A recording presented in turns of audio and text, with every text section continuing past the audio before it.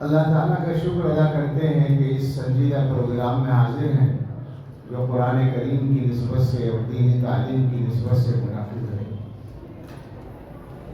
ہمارے مخدوم حضرت مولانا اکبر شریف صاحب دامت برکاتہم نے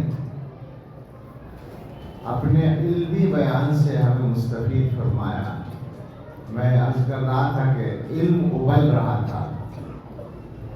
حضرت مولانا سے میری ملاقاتیں بہت زیادہ تو نہیں ہیں، لیکن جتنا میں جانتا ہوں اس کی روشنی میں میں سمجھتا ہوں کہ مولانا ان علماء میں سے ہیں جن کو دیکھ کر تسلی ہوتی ہے اور علمی قحط کا احساس کم ہوتا ہے، اور جو ہے اپنے بڑوں کے مشن کو سنبھال کر مسلسل مصروف عمل ہے، مصروف خدمت ہے۔ اللہ تعالیٰ مولانا کی عمر میں صحت کے ساتھ برکت فرمائے اور کاموں کو قبول فرمائے۔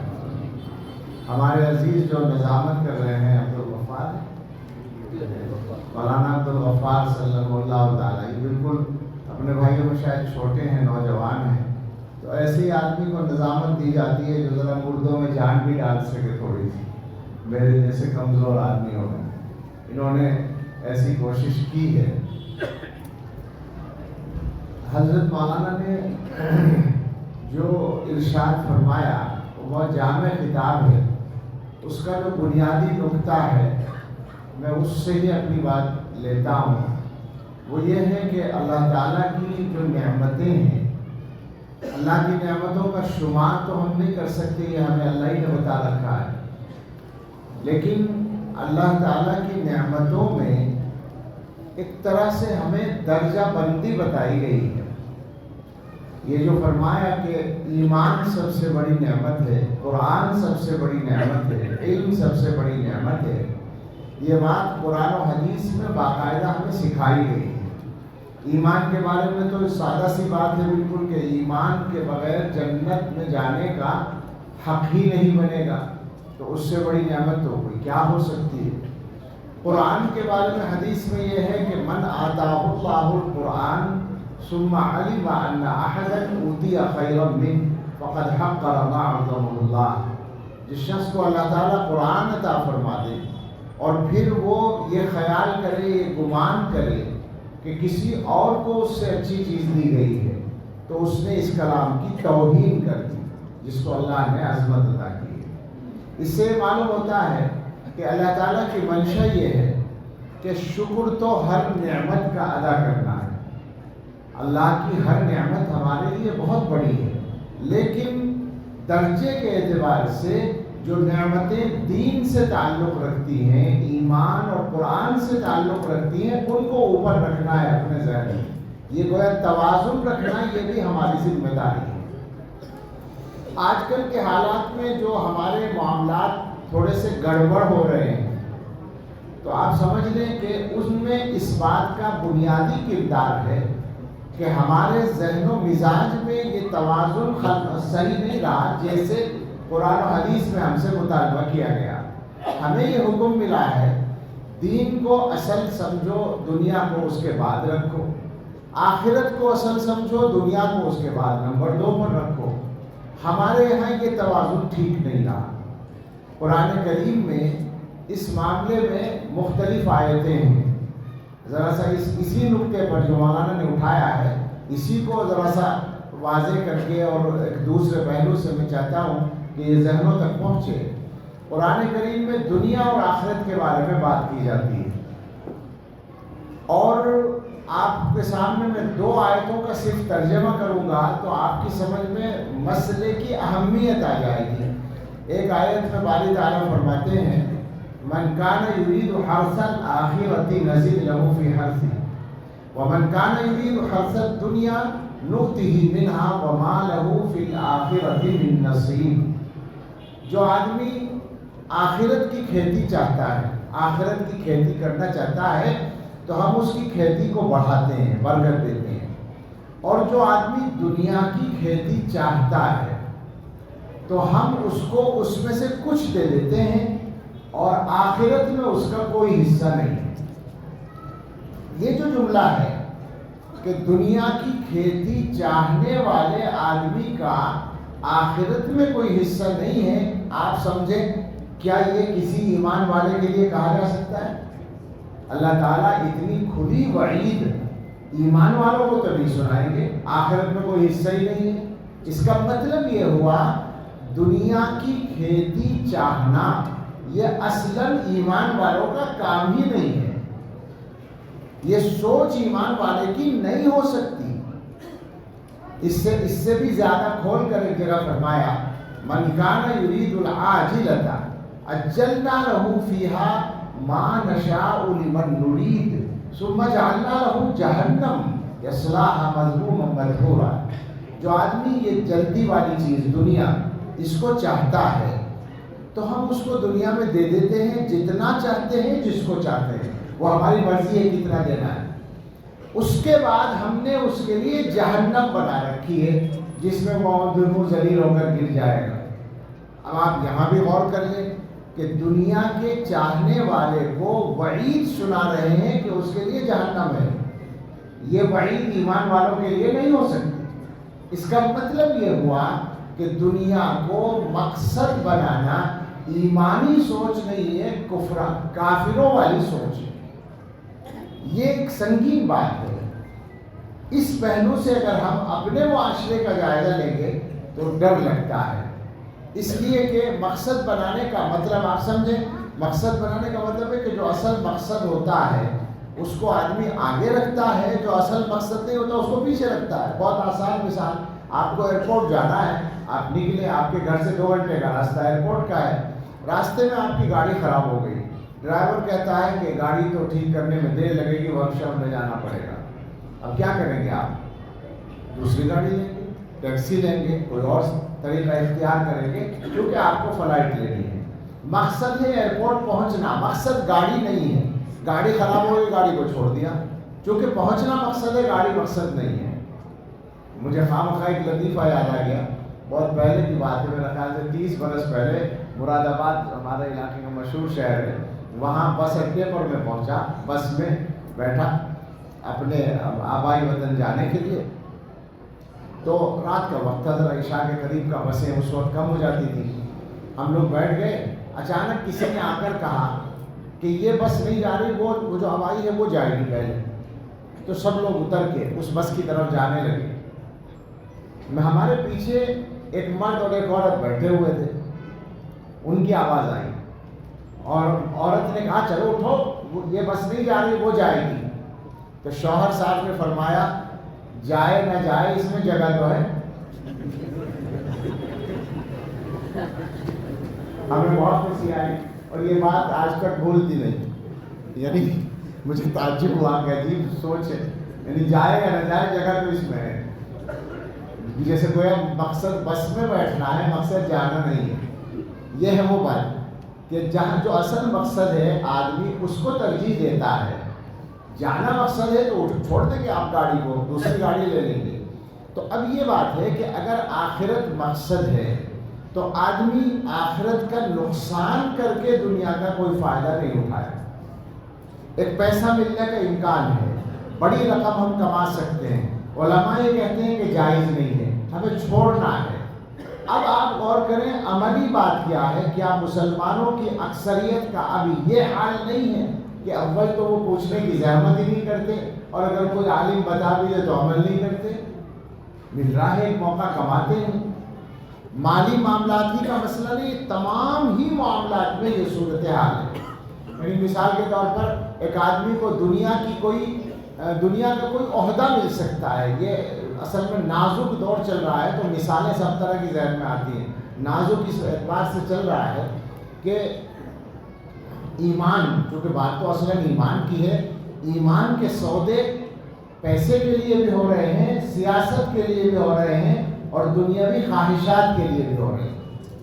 خطرناک صورتحال ہے اس پہلو سے۔ یعنی میں اعداد و شمار پہ نہیں جا رہا ہوں کہ اتنے ہزار ہو گئے، اتنے لاکھ، یہ نہیں، میں تو یہ بات کہتا ہوں، مجھے اپنی بات یاد ہے کہ 25-30 سال پہلے جوانی میں جوش میں بولا کرتے تھے تو بڑے دھڑلے سے ہم کہتے تھے مسلمان ایمان نہیں چھوڑتا، یہ بات ہم کہتے تھے۔ آج یہ کہنے کی پوزیشن میں ہم نہیں ہیں، یہ ڈر لگتا ہے، سوچتے ہیں کہ کیا دن دیکھنے کو ملے ہیں ہمیں کہ ہم بڑے اطمینان سے کہتے تھے، اطمینان تھا بالکل، کوئی اس میں تردید کا ڈر نہیں تھا۔ آج کہہ کر دکھائے ہمیں سے کوئی کہ مسلمان ایمان نہیں چھوڑتا، آدمی کھڑا ہوگا اور کہے گا کہ تمہارے کتنے بھائی ایمان چھوڑ چکے ہیں، تم کیا بات کرتے ہو؟ تو ایک مسلمان بھی اگر ایمان سے ہٹتا ہے کسی دنیا کے فائدے کے لیے تو سب کے لیے ڈوب مرنے کا مقام ہے، اور آج ہم اس صورتحال سے گزر رہے ہیں۔ تو اس طرح کی گفتگو جو ہو رہی ہے، جیسے مولانا نے فرمائی، یا ان مجلسوں میں جو کچھ ہو رہا ہے، یہ اصلاً محنت اسی کام کے لیے ہے کہ وہ جو صورتحال ہے اس سے کس طرح بچیں۔ اس لیے میں عرض کر رہا ہوں کہ دنیا کا کوئی منصب مل رہا ہے، دنیا کی کوئی سیاست کا فائدہ ہو رہا ہے، اور آخرت کا اس میں نقصان ہے۔ آخرت کا نقصان کیسے ہوگا؟ عام طور سے دنیا میں آگے بڑھنے کے لیے دوسروں کے ساتھ آدمی تھوڑی سی زیادتی کرنے پر مجبور ہوتا ہے اور دنیا میں فساد کرتا ہے۔ قرآن کریم کی مولانا جو بھی پڑھ رہے تھے نا، قارون والے مسئلے میں آئے تھے، اس کا اختتام اللہ تعالیٰ نے ایک آیت پر کیا ہے، تِلْكَ الدَّارُ الْآخِرَةُ نَجْعَلُهَا لِلَّذِينَ لَا يُرِيدُونَ عُلُوًّا فِي الْأَرْضِ وَلَا فَسَادًا۔ یہ جو آخرت کی کامیابی ہے، یہ ہم ان لوگوں کے لیے رکھتے ہیں جو زمین میں بلندی نہیں چاہتے اور فساد نہیں چاہتے۔ قرآن میں جہاں دو لفظ ایک ساتھ آتے ہیں تو کوئی جوڑ ان میں ضرور ہوتا ہے۔ اس سے معلوم ہوتا ہے دنیا میں جو لوگ بلے ہونا چاہتے ہیں وہ فساد کرتے ہیں۔ فساد وہی نہیں کرے گا جو اپنی بڑائی کے چکر میں نہیں ہے۔ ایمان والے کے لیے یہی معیار بتایا گیا کہ آخرت کی فکر کرو، دنیا کی بڑائی کی فکر میں مت پڑو۔ عام طور سے اس زمانے میں ہو رہا ہے کہ دنیا کی بڑائی حاصل کرنے کے لیے دوسرے کا حق ہم مارتے ہیں، دباتے ہیں، دوسرے کو نقصان پہنچاتے ہیں اور زمین میں فساد پیدا کرتے ہیں۔ یہ ہے وہ بات کہ آخرت سامنے نہیں ہے، دنیا نمبر 1 پر آ گئی، آخرت نمبر 2 پر آ گئی۔ جی یہ چاہتا ہے کہ سوچنے کا انداز ہم سب صحیح کر لیں، پریشان ہونے کی ضرورت نہیں ہے۔ کوئی یہ نہ سمجھے کہ صاحب یہ دنیا اور آخرت کا چکر چلا دیا تو دنیا کمائیں گے کیسے۔ آپ 100% آخرت کو مقصد بنا کر جتنی چاہے دنیا کما سکتے ہیں، کوئی پابندی نہیں۔ اور اس کی بہت آسان سی دلیل ہے کہ اللہ تعالیٰ نے حضرات صحابہ کو مال دیا ہے۔ بہت سارے صحابہ مالدار تھے۔ اگر مال آخرت کی فکر کے خلاف ہوتا تو صحابہ میں ایک بھی پیسے والا نہ ہوتا۔ سارے صحابہ آخرت کی فکر والے ہیں، پوری فکر آخرت کے ساتھ۔ بلکہ اس سے آگے بڑھ کر اگر آپ غور کریں گے تو ہمارے آقا سید الاولین والآخرین حضرت محمد الرسول اللہ صلی اللہ تعالیٰ علیہ وسلم بھی اس معنی میں غریب اور فقیر نہیں تھے جیسے ہم سمجھتے ہیں۔ حضور علیہ السلام کے بارے میں آپ نے پڑھا ہوگا کہ حضور کا جو فقر تھا وہ اختیاری تھا۔ اپنے اختیار سے حضور نے اپنے آپ کو مال سے خالی کر رکھا تھا۔ علماء جانتے ہوں گے، ایک کتاب آج کل چھپی ہے، ایک مصنف ہے، نئے مصنف، انہوں نے کتاب لکھی ہے، اس کا مختصر نام ہے اموال النبی صلی اللہ علیہ وسلم، اور بڑا نام جو اس پر لکھا ہوا ہے وہ ہے قال رسول اللہ صلی اللہ علیہ وسلم سریا منفقا لا فقیرا فاقدا۔ حضور علیہ السلام خرچ کرنے والے اور دولت والے تھے، ایسا نہیں تھا کہ آپ کے پاس کچھ نہ ہو۔ اس کتاب میں سیرت اور احادیث کی کتابوں سے تفصیلات جمع کر کے یہ انہوں نے دکھایا ہے کہ حیات مبارکہ میں حضور علیہ السلام کی ملکیت میں سینکڑوں کلو سونا اور کئی سو کلو چاندی آئی۔ سونا 1 کوئنٹل سے زیادہ، پتہ نہیں کتنا میں بول رہا ہوں، اور چاندی تو اس سے کئی گنا زیادہ آپ کی ملکیت میں آئی۔ لیکن حضور علیہ السلام کے یہاں بس اتنا معاملہ تھا کہ بیچارے سونے اور چاندی کو حضور کے گھر میں سونے کی اجازت نہیں ملتی تھی۔ ٹھیک ہے نا بات، یہ اجازت نہیں تھی، آپ آ سکتے ہیں مگر قیام نہیں ہوگا، قیام کا کوئی انتظام نہیں۔ وہ حدیث معلوم ہے نا کہ آپ تیزی سے تشریف لے گئے، نماز پڑھا کے صحابہ گھبرائے کیا بات ہو گئی، واپس آ کر فرمایا کہ وہ سونے کی ایک ڈلی رکھی تھی، میرا جی چاہا کہ وہ رات ہونے سے پہلے اس کو خرچ کر دوں، تو بس اس بیچارے کو قیام کرنے کی اجازت نہیں تھی، مان آتا تھا حضور علیہ السلام کی ملکیت۔ اس سے یہ پتہ چلتا ہے کہ آخرت کو مکمل طور پر مقصد بنانے کے بعد بھی آپ پیسہ کما سکتے ہیں، بلکہ حضور نے تو جمع نہیں کیا، آپ جمع بھی کر سکتے ہیں، اجازت ہے آپ کو جمع کرنے کی۔ حضرات صحابہ میں بس ایک ہی شخصیت ہے جن کے یہاں جمع کرنے کی اجازت نہیں تھی، سیدنا ابو ذر غفاری رضی اللہ تعالیٰ عنہ. وہ تو لاٹھی لیے پھرتے تھے مالداروں کے پیچھے اور مارتے تھے باقاعدہ. اور اسی وجہ سے حضرت عثمان رضی اللہ تعالیٰ عنہ نے ان کو فرمایا تھا کہ بھائی گاؤں میں رہو جا کر، یہاں تمہاری لڑائی ہوتی رہتی ہے لوگوں سے. لیکن ظاہر ہے کہ اللہ نے زکوٰۃ فرض کی ہے اور زکوٰۃ سال بھر گزرنے کے بعد فرض ہوتی ہے. اس کا مطلب ہے کہ آپ پیسہ جمع کر سکتے ہیں. مجھے یہ عرض کرنا ہے کہ گھبرائے نہیں کوئی آدمی کہ دنیا تنگ ہو جائے گی اس کے لیے. حقیقت میں تو دنیا صحیح ہوگی جب آخرت مقصد ہوگی. تو سوچ کو صحیح کرنا ہے، اسی کو ذرا سا اس طرف لے آئیں. چونکہ ہمارا مزاج بگڑا ہوا ہے، چونکہ ہمارا ذوق بدلا ہوا ہے، لہذا دینی تعلیم کے باب میں بھی ہم سے یہی کوتاہی ہوتی ہے. آپ غور کریں، آپ کو اندازہ ہوگا کہ مسلمانوں کی اکثریت آج اپنے بچوں کو پڑھا رہی ہے. ابھی ویسے پورے مسلمان نہیں پڑھا رہے، اکثریت ہی ہے. تقریباً 75% بچے اسکول میں پہنچے ہیں.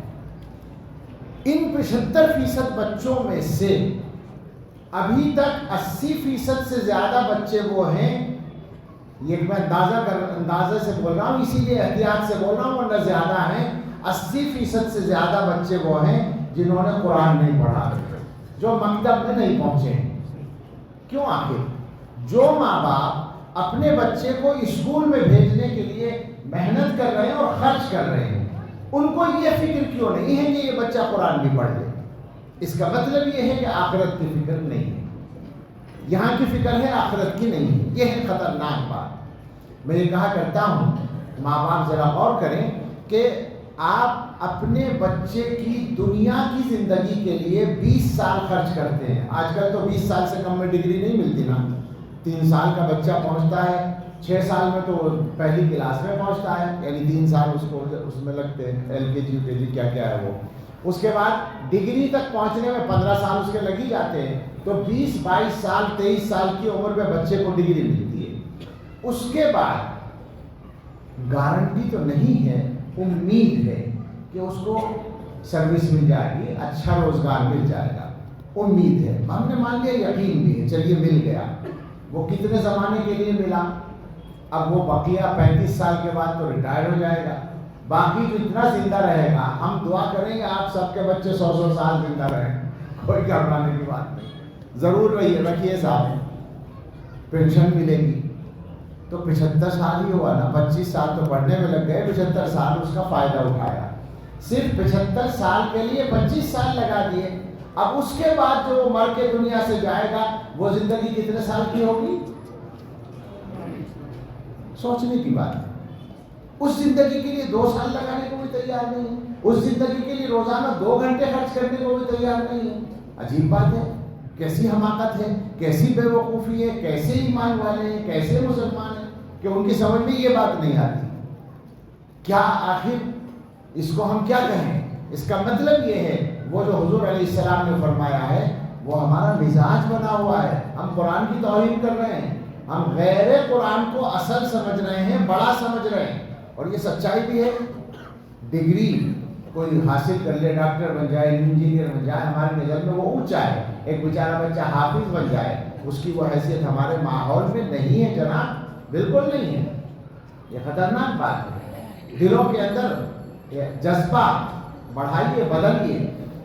میں آج ہی کہیں کہہ رہا تھا کہ لوگ پیسے والوں کا تعارف کراتے ہیں کہ حضرت ان سے ملی، اللہ نے ان کو بڑا نوازا، یہ بولتے ہیں. تو میں نے بہت مرتبہ یہ کہا کہ اگر اللہ نے دین کے ساتھ نوازا، دین کے ساتھ مال دیا ہے تو واقعی نوازا ہے، بے شک نوازا ہے. لیکن اگر دین نہیں ہے تو پھر تعارف یہ ہونا چاہیے کہ حضرت ان سے ملیے، اللہ نے ان بیچاروں کو مال کی آزمائش میں مبتلا کیا ہے. حقیقت یہی ہے. مال سے زیادہ خطرناک تو آزمائش کوئی نہیں ہے. اس سے تو بہت آسان ہے غریب ہو کر زندگی گزار لینا. اگر آدمی کو اللہ تعالیٰ نے دین نہ دیا اور توفیق نہ دی ہو. وہ جو قارون کے واقعے کی طرف مولانا نے اشارہ کیا، اس میں ایک بات وہاں یہ بیان ہوئی ہے کہ اللہ تعالیٰ نے بتایا کہ قارون نے اپنی دولت کا مظاہرہ کیا ایک مرتبہ، فخرج علی قومہ فی زینتہ، اور گویا دکھایا کہ میرے پاس کتنی دولت ہے. تو وہاں جو تماشا دیکھنے والے تھے ان میں دو قسم کے تفسیر آ رہے ہیں سامنے جو باری تعالیٰ سنا رہے ہیں. قال الذین یریدون الحیات الدنیا، وہیں آگے ہمیں دنیا والی بات پر، جن لوگوں کا مقصد دنیا تھی یا جن لوگوں کا کی نظر دنیا پر تھی، جو دنیا کے چاہنے والے تھے، انہوں نے کہا یا لیت لنا مثل ما اوتی قارون. ایک بات. دوسری بات انہ لذو حظ عظیم، کاش ہمیں بھی اتنا مال مل جاتا جتنا قارون کو ملا ہے. یہ قارون بڑی قسمت والا آدمی، بڑا لکی آدمی ہے. یہ دو باتیں انہوں نے کہی. میں یہ بات سنا کر پوچھا کرتا ہوں مجمع سے، آپ لوگوں سے کہتا ہوں کہ ذرا غور کیجئے ایمانداری سے، کیا آج کے زمانے میں بھی ہم اسی جگہ نہیں کھڑے ہوئے ہیں؟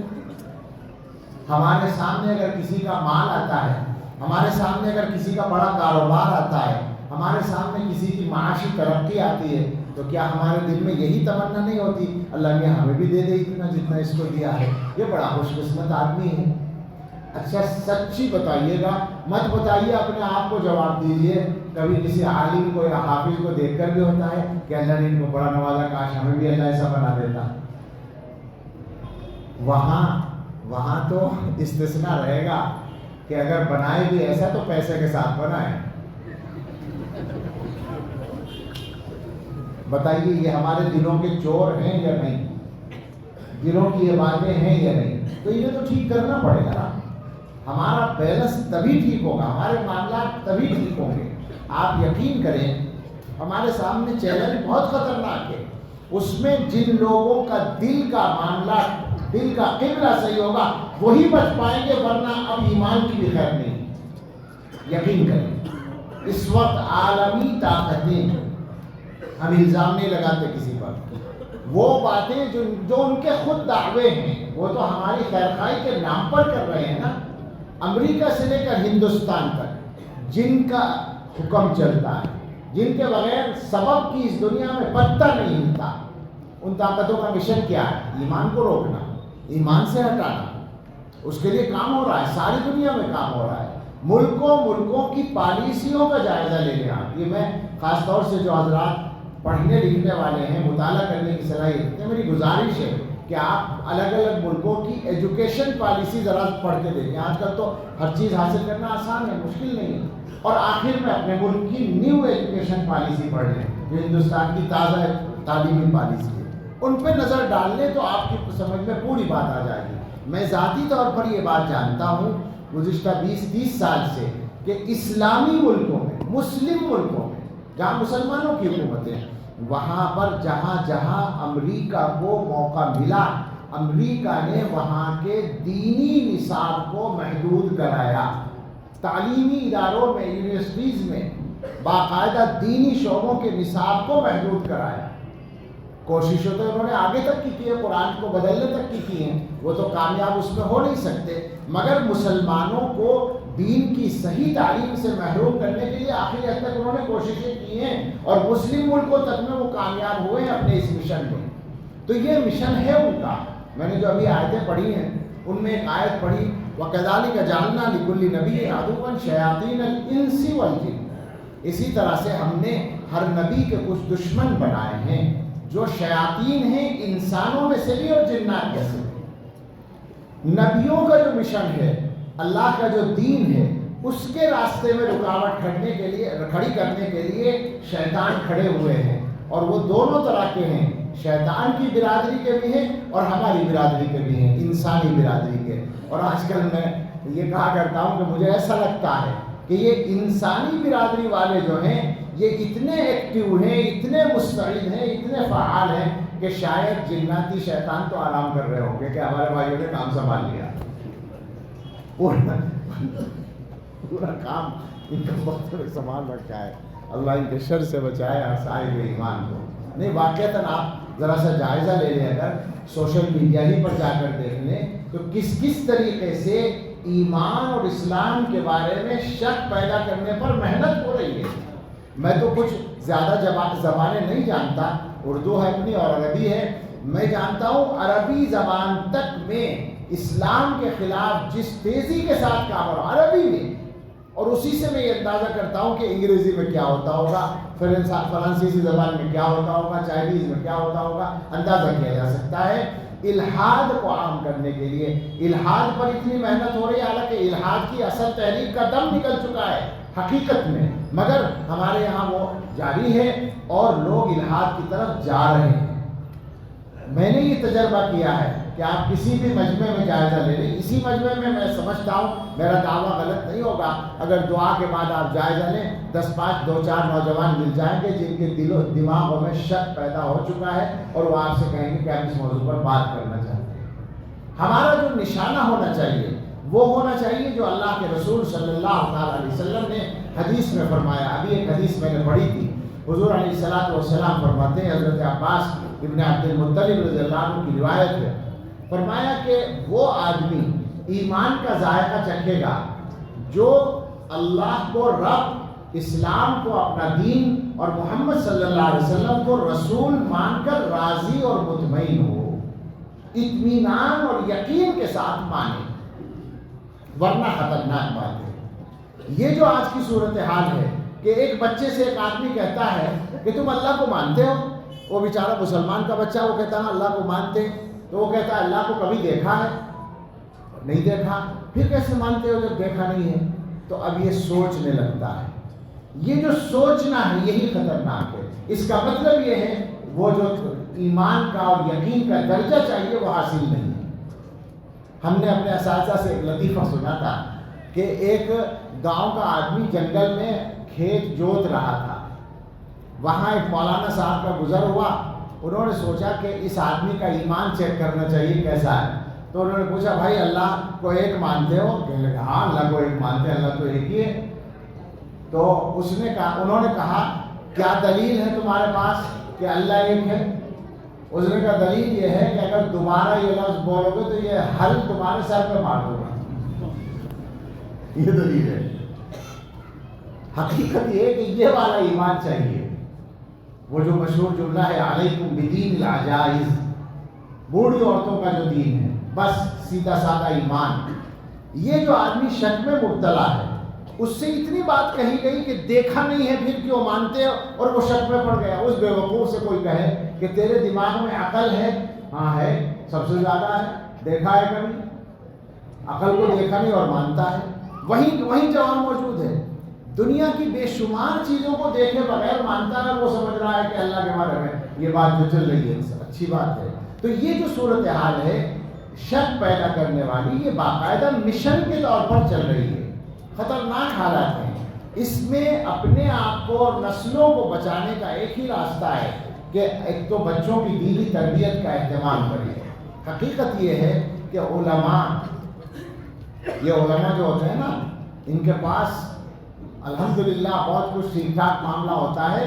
مجھے امید ہے آج کے وقت میں جو علماء کام کر رہے ہیں، میں ڈرتے کہتا ہوں، اللہ کے بھروسے پر کہتا ہوں کہ مجھے امید ہے اللہ کے یہاں اپنا عذر پیش کرنے میں شاید علماء کسی درجے میں کامیاب ہو جائیں. اس لیے کہ علماء ایمان پر لانے کے لیے اور دین سکھانے کے لیے محنت کر رہے ہیں. لوگ تو یہ سمجھے بیٹھے کہ صاحب یہ اپنے روزگار کے لیے مدرسے چلا رہے ہیں. غلط بات ہے. آپ غلط سمجھتے ہیں اگر ایسا سمجھتے ہیں. حکیم محمد حضرت تھانوی رحمۃ اللہ علیہ نے فرمایا تھا میرٹھ کے اجلاس میں 125 سال پہلے، اب سے 125 سال پہلے، 27 سال، وہاں کوئی بات ہوئی ہوگی تو حضرت نے فرمایا کہ تم مدرسوں کو چندہ دینا بند کر دو. ظاہر ہے چندہ مدرسہ تو مسلمانوں کے تعاون سے چلتا ہے، تم بند کر دو، مدرسے بند ہو جائیں گے. اور یہ جو مدرسوں میں پڑھانے والے لوگ ہیں یہ اپنے خرچے چلانے کے لیے، روزگار کے لیے کوئی چاول کی دکان شروع کر دے گا، کوئی آٹے کی دکان شروع کر دے گا. ان کے بچوں کی روزی روٹی کا مسئلہ حل ہو جائے گا. مگر تمہارے بچے 50 برس میں یہودی ہوں گے، عیسائی ہوں گے، ہندو ہوں گے. یہ حضرت نے فرمایا. اتنا بڑا یہ آدمی کو یہ بات کہہ سکتا تھا، مگر آج کے زمانے میں یہ بات کہنے کے لیے بڑا آدمی ہونے کی ضرورت نہیں رہی. ہم جیسا چھوٹا جو تھوڑا سا حالات کو جانتا ہے وہ یہ بات اور بدل کر کہہ سکتا ہے کہ 50 سال کی بات نہیں ہے، 5 سال بھی نہیں لگے. تو حقیقت کوئی آپ پر احسان جتانا مقصد نہیں ہے. اللہ کا احسان ہے کہ اللہ تعالیٰ نے اس کام میں لگایا، لیکن مسلمانوں کو سمجھانے کے لیے کہا جا رہا ہے کہ یہ جو مدرسہ تحریک ہے یہ مسلمانوں کے ایمان کی حفاظت کا دنیا میں سب سے مضبوط اور عظیم اور وسیع راستہ ہے. باقی سارے راستے اسی کے تابع ہیں اور اسی کی مدد سے چلتے ہیں۔ میں سچ کہتا ہوں یہ بات کہ میرے پاس وہ الفاظ نہیں ہیں جن کے ذریعے میں دلوں میں اتار سکوں یہ عظمت اور یہ اہمیت جو مدرسے کو حاصل ہے۔ البتہ اگر آپ جاننا چاہیں تو دنیا کی طاقتوں کی پالیسیوں کا مطالعہ کر لیں، آپ کی سمجھ میں بات آ جائے کہ دشمن جانتا ہے آپ جانتے ہو یا نہ جانتے ہیں۔ تو یہ ایک مسئلہ ہے کہ بچوں کی دینی تعلیم پر توجہ دیں۔ آج مکاتب قائم کرنے پر بہت محنت ہے الحمدللہ۔ جاوید علماء نے بھی اپنی مہم کو بہت تیز کیا ہے، مسلم پرسنل اور دوسری تنظیمیں اور ہر علاقے کے بڑے بڑے مدرسے اور بہت سے اکیلے آدمی سینکڑوں اور ہزاروں مکتب چلا رہے ہیں۔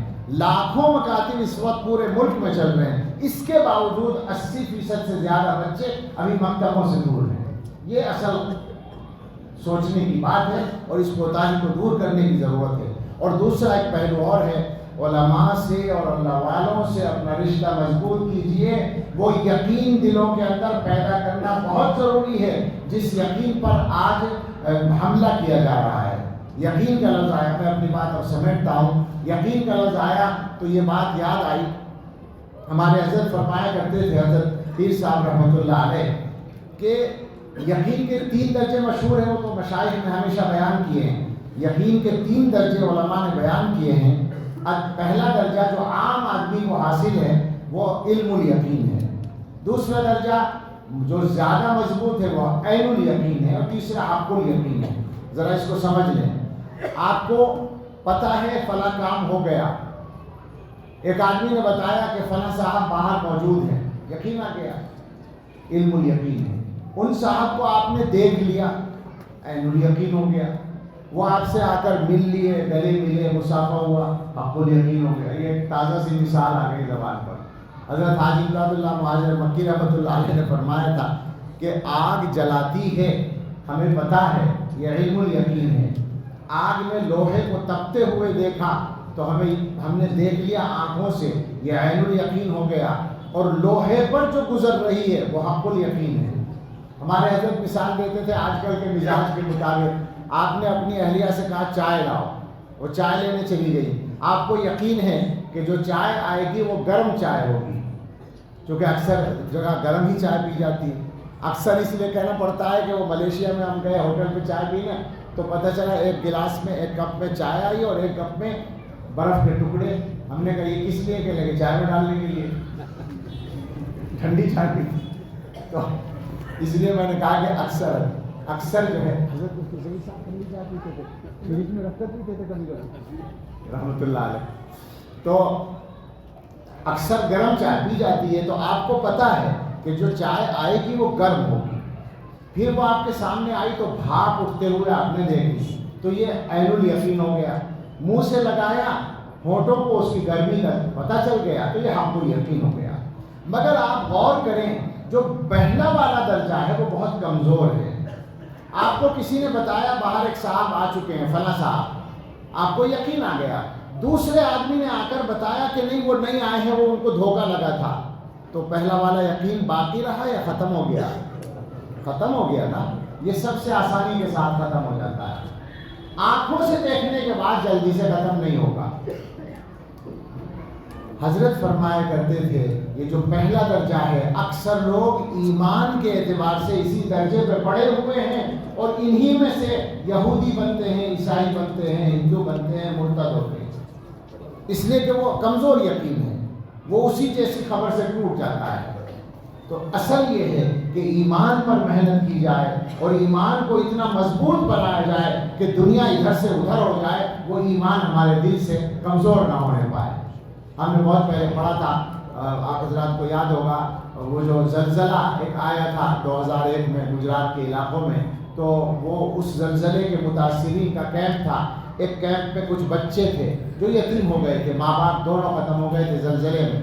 اس زمانے میں یہ بات آئی تھی، خبر آئی تھی کہ ایک جگہ ایک تنظیم والے پہنچے کچھ مدد لے کر، کھانا لے کر، کھانے کے پیکٹ، اور انہوں نے ان سے کہا بچوں سے کہ یہ آپ کو دیا جائے گا، آپ کو نعرہ لگانا ہے، وہ ہندوانہ نعرہ جو مشہور ہے، میں بول نہیں رہا ہوں کیونکہ موضوع بدل جاتا ہے، ایک دم لوگ جو کان کھڑے ہو جاتے ہیں۔ ہندوانہ کافرانہ نعرہ لگانے کو کہا بچوں سے، تمہیں یہ کھانا ملے گا، نعرہ لگاؤ۔ تو تو بچوں نے کہا کہ نہیں، یہ نعرہ لگا کے ہم اپنا پیٹ نہیں بھریں گے۔ ان بچوں نے انکار کر دیا تھا، ایک کیمپ تھا، بچوں نے انکار کر دیا کہ نہیں، ہم یہ نعرہ نہیں لگائیں گے۔ تو یہ والا جو ایمان ہے کہ بھوکے رہنا منظور ہے، ماں باپ جا چکے ہیں، سہارا نہیں ہے، کچھ پتہ نہیں تھوڑی دیر کے بعد دوسرا کھانا ملے گا یا نہیں ملے گا، مگر بھوکے رہنا منظور ہے، ایمان چھوڑنا منظور ہے۔ یہ طاقت پیدا کرنے کی ضرورت ہے، اس کے لیے محنت کرنی پڑے گی، اس کے لیے اللہ والوں سے اور علماء سے تعلق رکھنا پڑے گا۔ علماء سے تعلق کا تو ہمارے ماحول میں خانہ ہی نہیں ہے، بلکہ فرصت ہی نہیں ہے۔ میں یہ بات کہتا ہوں، اس کو ذرا سا تھوڑا بدل کر کہہ لیجئے، اللہ نے ایک ڈیوٹی لگائی ہے اپنے آپ کو اور گھر والوں کو دوزخ سے بچانے کی۔ اس ڈیوٹی کے لیے روزانہ 24 گھنٹے میں کتنے منٹ آپ کے خرچ ہوتے ہیں، یہی ٹیسٹ ہو جائے گا۔ روزانہ خرچ ہوتے ہوں یا ہفتے میں خرچ ہوتے ہوں، تبلیغی جماعت والوں کیا مل جائے گا، وہ جو گھر کی تعلیم کا ٹائم ہے۔ اس کے علاوہ عام لوگوں کے یہاں بتا دیں مجھے کہ 24 گھنٹے میں کون سا ٹائم ہے جو اس مشن کے لیے خرچ ہوتا ہو کہ اپنے آپ کو اور بچوں کو دوزخ کی آگ سے بچانا ہے۔ اس کے لیے اللہ والوں کے پاس جانا ہی پڑے گا، تعلق قائم کرنا ہی پڑے گا، بدلنا ہے، اور آئندہ کی جو تبدیلی کی لہر ہے اس سے بچوں کو بچانے کی کوشش کرنی ہے۔